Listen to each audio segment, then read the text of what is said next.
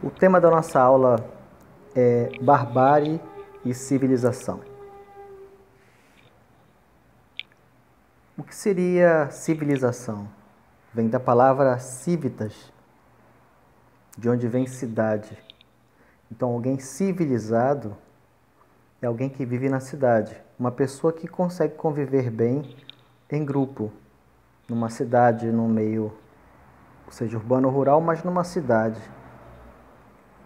Convive com as pessoas coletivamente.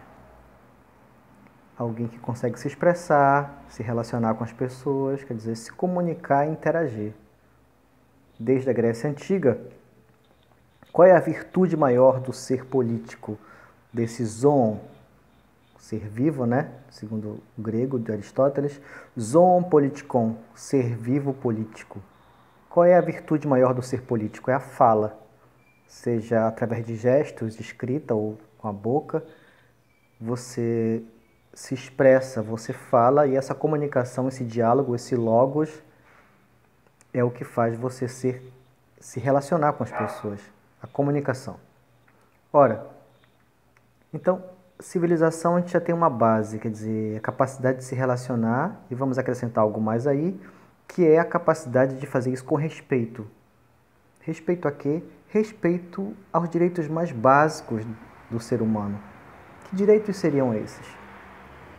Nós temos aí, há cerca de meio século, nós temos a Declaração Universal dos Direitos Humanos.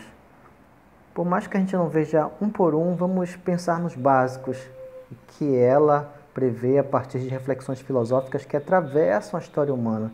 Não foi só um grupinho qualquer, foram pessoas que acumularam todo o conhecimento de séculos para fazer essa declaração.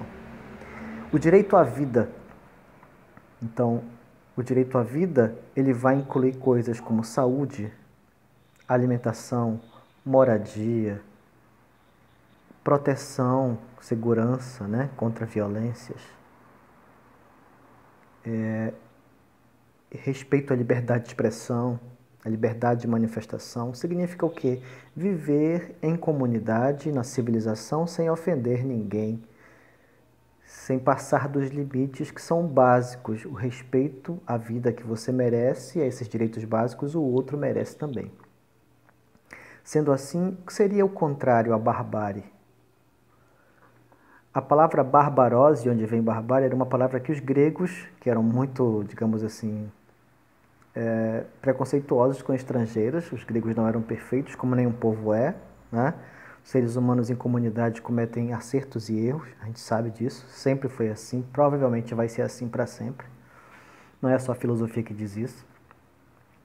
Então, os gregos chamavam de barbaróis os povos estrangeiros, porque para eles, quem não tinha um costume grego, o conhecimento civil grego, a língua grega, os costumes gregos, era visto como bárbaro.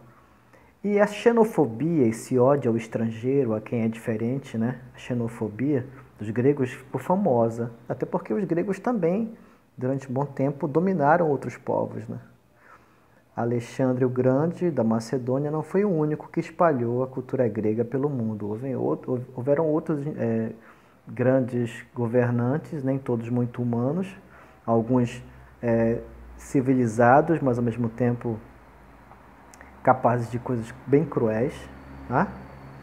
Isso tem a ver com o nosso debate daqui para frente, nesse período. A Grécia também, então, foi intolerante. Mas, voltando à palavra, barbaros, os estrangeiros, aqueles que fazem coisas desumanas, digamos assim. Obviamente que, como eu já disse, o termo tem esse significado, mas, assim como a palavra civilizado, civilização, as coisas vão mudando, não é? E nos nossos tempos, no período que a gente chama de história contemporânea, né? Que é o tempo que nós vivemos até no presente momento, a contemporaneidade, as duas palavras ganham novos significados, como a palavra civitas, civilização, era basicamente cidade, virou algo mais completo, que é esse ser humano que convive, esse grupo humano que convive respeitando direitos básicos. Então, o significado de civilização vai mudando, vai ficando mais completo. Talvez possa melhorar daqui para frente ainda, a gente sabe que é possível. A ideia de bárbaro também vai mudar. A ponto de pensadores como Giambattista Vico, no século XVIII, na Itália, chamar alguns períodos da história humana de barbárie da civilização. Por quê? Porque os antigos gregos acusavam de bárbaros aqueles que faziam coisas, segundo eles, nefastas, né? Comer comida sem cozinhar, crua, carne sem cozinhar, não tinham respeito a questões familiares, a sexualidade depravada, segundo eles, as roupas nada corretas, segundo o costume grego, a língua. Então, assim, é como se eles realmente tinham um preconceito muito grande contra esses povos diferentes, mas pela diferença simplesmente porque queriam dominá-los também, derrotá-los. Então, a palavra bárbaro era algo que colocava um rótulo em alguém.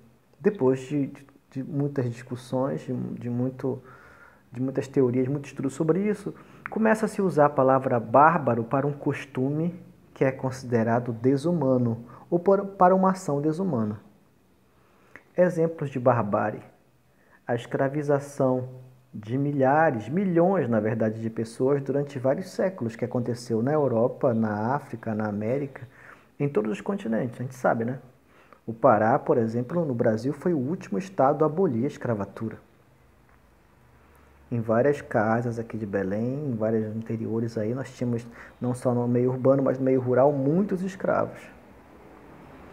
Ora, então, a barbárie passa a ser, na contemporaneidade, todo tipo de ação humana de uma pessoa só, como um ato bárbaro de alguém que maltrata um animal, ou deixa uma criança presa num barril. Vocês talvez tenham visto recentemente na TV, uma criança, um menino de, não sei se 11 ou 12 anos, ficava preso direto, sem se alimentar, pegando chuva e sol dentro de um barril, fazendo necessidades ali dentro. Ele foi resgatado com a ajuda de um vizinho. Esse ato é um ato bárbaro de duas pessoas contra uma criança.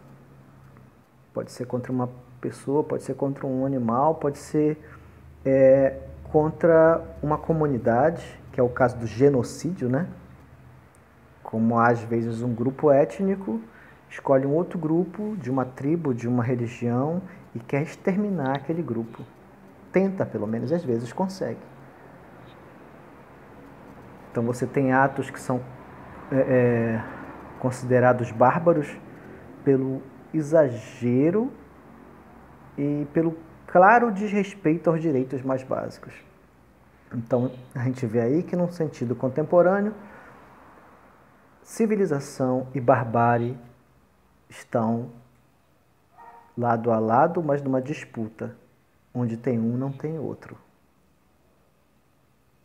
Aparentemente, mas muitas vezes o que acontece, aquilo que se mascara de civilização, parece na propaganda que é civilização, esconde a barbárie. E às vezes aquilo que os nossos olhos preconceituosos, os olhos de alguém que é preconceituoso e nem se dá conta, muitas vezes, ou se dá conta, aos olhos de pessoas preconceituosas em determinado momento ou em determinado assunto, uma civilização, um grupo humano que de repente são bárbaros, quando a gente vai investigar melhor, pesquisar, entender, conviver, a gente percebe que não é nada daquilo. Isso tem a ver, por exemplo, com o preconceito que muitas pessoas têm com os povos indígenas até hoje. Mesmo as pessoas da região norte, nordeste e outras que têm ancestrais indígenas ou que tentam ocupar terras indígenas, têm nojo, têm preconceitos, têm essa visão de que os indígenas são povos bárbaros. Talvez não seja bem isso. Então, a gente começa a falar disso para perguntar para vocês. E aí é a nossa primeira questão para vocês responderem, pensarem, refletirem e dizerem para a gente aqui. Qual é, na visão de vocês, a coisa mais bárbara que aconteceu, mais terrível que aconteceu na história e que vocês conhecem? E em segundo lugar, então tem duas partes a pergunta e a resposta também.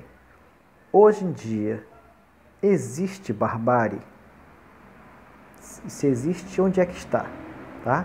Então, primeiro, barbárie na história, um exemplo de ato bárbaro, de algo muito bárbaro, muito ruim na história, e um exemplo de algo de barbárie nos dias atuais. É isso aí, galera.